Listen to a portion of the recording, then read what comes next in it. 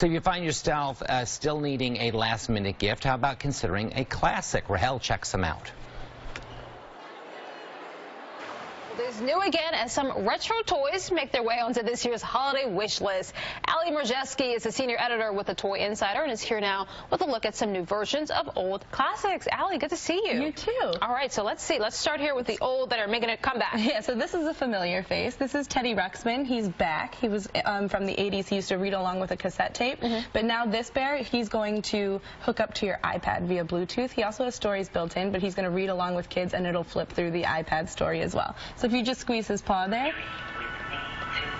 you'll see that he has LED lights. They're very expressive. He has more than 40 expressions that'll match up with the story. Cool. And he'll read along with it, so his mouth movements will also match up with what he's reading. Cool. All right. Board games, always a classic. Always a classic. And so you can sort of shake up your game closet by giving it a throwback look. Teddy's still talking. Teddy has more to say.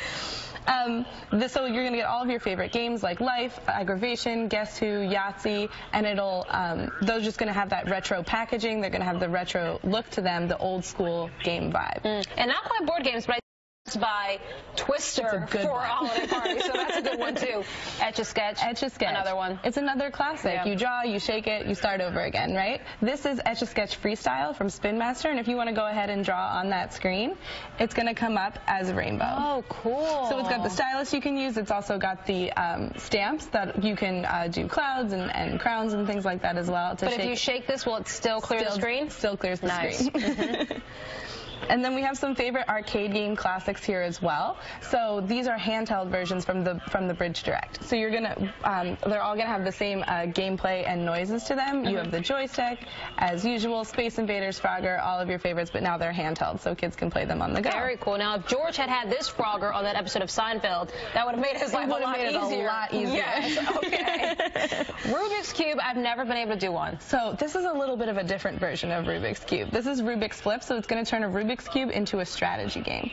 So we're each going to take turns flipping these tiles. We'll each have 8 turns, and the first one to get 3 in a row wins. So you'll have to try to block me from doing that. I'll have to try to block you, and it's just by flipping these tiles. Is it as hard as the original? No, this is a little bit easier. Good to know. Okay. Plus, it's 2 players, so you have that competitive edge to it as well.